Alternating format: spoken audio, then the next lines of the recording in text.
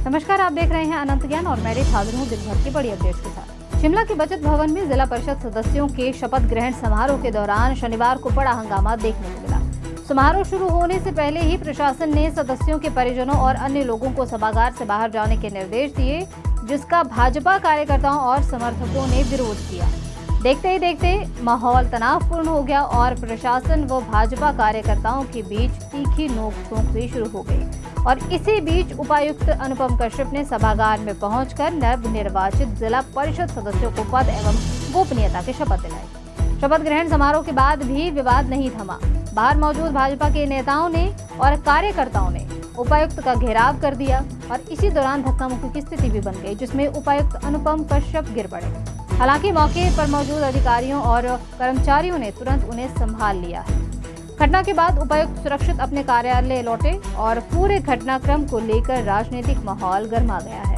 हिमाचल प्रदेश के rail network को शनिवार को बड़ी सौगात मिली है। ऊना जिला के अम्बादौरा रेलवे स्टेशन से पश्चिम बंगाल के कोलकाता तक सीधी रेल सेवा का शुभारंभ किया गया। हमीरपुर संसदीय क्षेत्र के सांसद अनुराग ठाकुर ने गुरुमुखी सुपरफास्ट एक्सप्रेस के विस्तार फेरे को हरी झंडी दिखाकर रवाना किया है। इसी नई रेल लाइन की सेवा के शुरू होने से ऊना, हमीरपुर, कांगड़ा और आसपास के क्षेत्रों के यात्रियों को पूर्वी भारत के लिए सीधी और सुविधाजनक यात्रा का विकल्प मिलेगा। माना जा रहा है कि इससे पर्यटन, व्यापार, शिक्षा और धार्मिक गतिविधियों को भी बढ़ावा मिलेगा। इस अवसर पर रेलवे अधिकारियों, जनप्रतिनिधियों और बड़ी संख्या में स्थानीय लोग मौजूद रहे। सांसद अनुराग ठाकुर ने इसे केंद्र सरकार की ओर से हिमाचल प्रदेश की बड़ी सौगात बताया है। उन्होंने कहा कि ऊना प्रदेश का पहला जिला बन गया है जो पूरी तरह ब्रॉडगेज रेल नेटवर्क से जुड़ चुका है। साथ ही उन्होंने कहा कि पिछले कुछ वर्षों में कई महत्वपूर्ण ट्रेनों का विस्तार इस क्षेत्र तक किया गया था, जिससे प्रदेशवासियों और श्रद्धालुओं को सीधा लाभ मिल रहा है। हिमाचल प्रदेश हाईकोर्ट ने हिमकेयर योजना के तहत निजी अस्पतालों के भुगतान पर रोक लगाने के राज्य सरकार के फैसले पर फिलहाल रोक लगा दी है। अदालत ने यह स्पष्ट किया है कि विजिलेंस जांच का हवाला देकर भुगतान रोकना और उसके पूर्व आदेशों की अवहेलना माना जा रहा है। मामले की सुनवाई के दौरान सरकार की ओर से स्वास्थ्य सचिव का पत्र अदालत में प्रस्तुत किया गया और जिसमें जांच पूरी होने तक निजी अस्पतालों को भुगतान न करने की बात भी कही गई है।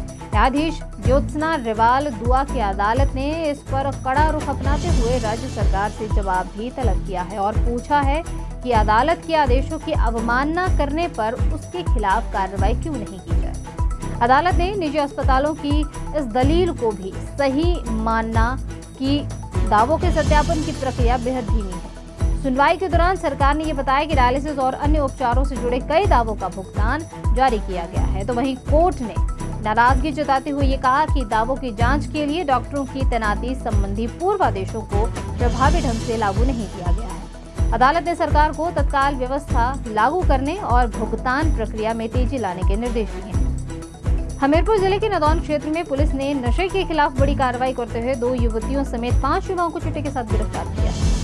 शुक्रवार को थाना नदौन पुलिस की टीम गश्त पर थी और इसी दौरान तरेटी गांव स्थित हाई स्कूल के पास संदिग्ध हालत में बैठे 5 युवाओं से पूछताछ की गई। पुलिस को उनके जवाब संदिग्ध लगे और सभी नशे की हालत में भी प्रतीत हुए। मौके पर खड़ी गाड़ी की तलाशी लेने पर पुलिस को 2 पारदर्शी पन्नियों में 1.40 ग्राम चिट्टा बरामद हुआ है और इसके अलावा एक पर्स से पहचान पत्र, नकदी और कुछ जले हुए नोट भी बरामद किए गए हैं। पुलिस ने बरामद सामग्री को कब्जे में लेकर मामला दर्ज कर लिया है। तो वहीं गिरफ्तार आरोपियों में हमीरपुर और कांगड़ा के युवकों के साथ पंजाब के होशियारपुर और जालंधर के युवक युवती भी शामिल हैं। पुलिस अधीक्षक हमीरपुर बलबीर सिंह ने मामले की पुष्टि करते हुए ये कहा कि आरोपियों के खिलाफ NDPS एक्ट के तहत मामला दर्ज कर आगामी जांच की जा रही है। हिमाचल प्रदेश में पश्चिमी विक्षोभ की सक्रियता के चलते मौसम में बदलाव मिजाज फिलहाल जारी रहेगा। मौसम विभाग ने 6 जून को चंबा, कांगड़ा और कुल्लू जिलों में आंधी, तेज हवाएं और गरज चमक के साथ बारिश को लेकर येलो अलर्ट भी जारी किया है।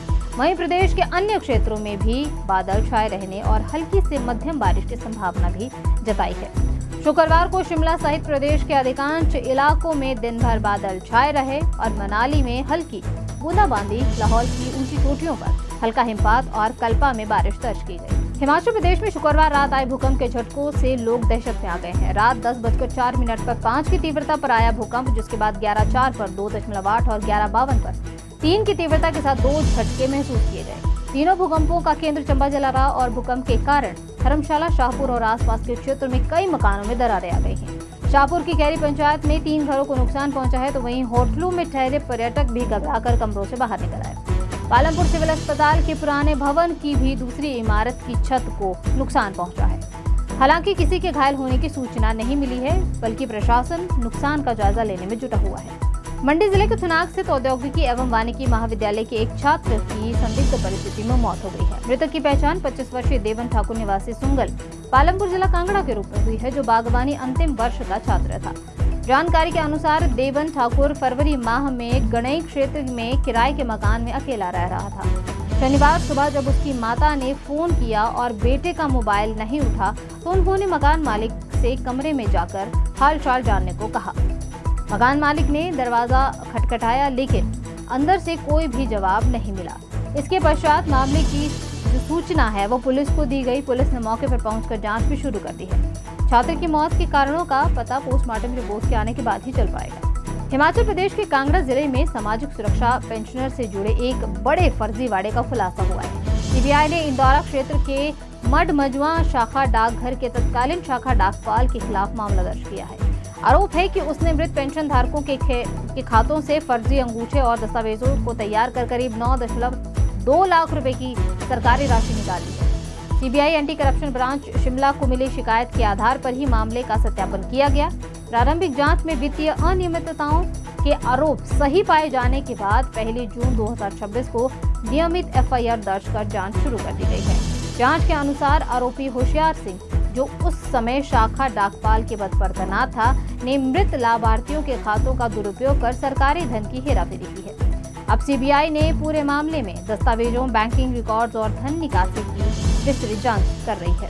हिमाचल प्रदेश कांग्रेस में सब कुछ ठीक नहीं चल रहा। प्रदेश कांग्रेस कमेटी के उपाध्यक्ष पद से पूर्व विधायक नीरज भारती के इस्तीफे के बाद पार्टी के भीतर बढ़ती नाराजगी और गुटबाजी एक बार फिर चर्चा का विषय बन गई है। अपने इस्तीफे के साथ नीरज भारती ने संगठन और सरकार की कार्यप्रणाली पर भी कई सवाल उठाए हैं, जिसके बाद राजनीतिक माहौल गर्मा गया है। विपक्ष ने भी इस मुद्दे को हाथों हाथ लेते हुए कांग्रेस नेतृत्व और मुख्यमंत्री सुखविंदर सिंह सुक्खू पर निशाना साधा है।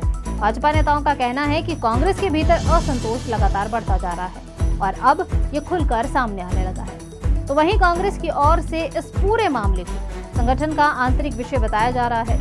नीरज भारती के इस्तीफे ने ऐसे समय में राजनीतिक हलचल बढ़ा दी है जब प्रदेश में पंचायत चुनावों के नतीजे और संगठनात्मक गतिविधियों को लेकर पहले ही चर्चाएं चल रही हैं। तो ये थी आज दिन भर की तमाम बड़ी अपडेट्स। बाकी की जानकारी के लिए आप अनंत कैंप के यूट्यूब और फेसबुक को जरूर सब्सक्राइब करें।